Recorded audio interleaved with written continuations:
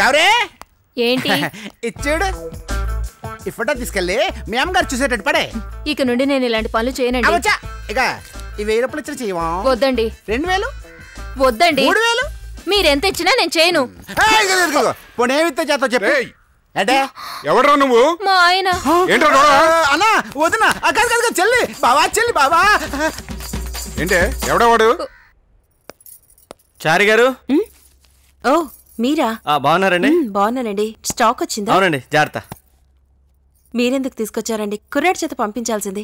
కుర్రాళ్ళు ఎవరు లేరండి ఈరోజు. మీరే అర్జెంట్ అన్నారు. ఎలాగో మా ఇంటికి వెళ్ళేదారే కదా. ఓకే అండి. థ్యాంక్స్ అండి. Bye bye.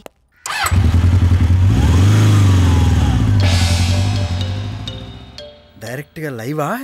అమ్మో.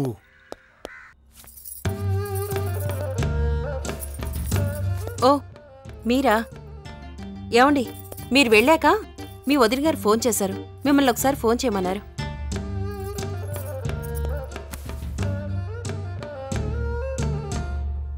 ఏమే దరిద్రపుదానా, ఏమొచ్చిందా నీకు?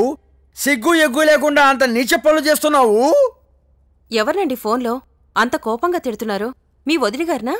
ఆహా, అన్నీ తెలిసి ఏమీ తెలియనట్టు ఎంత బాగా నాటకం ఆడుతున్నావే మహానటి. నీకు డజన్ నంది అవార్డులు ఇవ్వచ్చు. కాఫీ దాంట్లో కొంచెం ఎలకల మందేసి నువ్వు కొంచెం దాగి నాకు కొంచెం ఏమో పేడ వదిలిపోతుందని ఎమ్మకడు బారని. అబ్బా ఏం మనిషి అండి మీరు?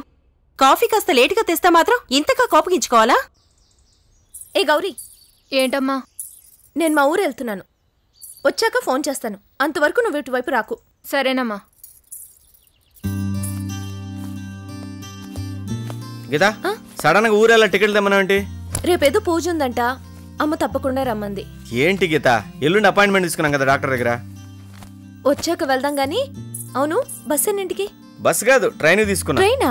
ట్రైన్ కెందుకో? అంత దూరం నువ్వు కూర్చొని బస్సులో జర్నీ చేస్తే నడువు నొప్పితో ఊరెళ్ళి ఏడుస్తూ కూర్చుంటావు. నా సంగతి సరే గానీ మీరు భోజనం ఏ హోటల్లో పడితే ఆ హోటల్లో తినకండి. ఓకే. ఆ తినేదేదో టైంకి తినండి. ఇలా కాదు గానీ నేను వచ్చాక మీకు వంట నేర్పిస్తాను. మీరు కూడా సిన్సియర్గా నేర్చుకోవాలి. నీ శ్రేయభిలాషిగా చెప్తున్నా, ఆ పని మాత్రం చేయకు. ఏ ఎందుకు? నేను వంట నేర్చుకున్నాను అనుకో, నువ్వు అలిగి పుట్టింటికి వెళ్ళినా నేనైతే నీ గురించి పట్టించుకోను. అంటే నా అవసరం మీకు వంటేనా? అంతేగా. ఇంకేమీ లేదా? ఇంకేముంటది? ఇంకేమీ లేదా? నాకు తెలిసేది ఏం లేదు, నీకు తెలిసిందే ఉన్నట్టు చెప్పు. ఓ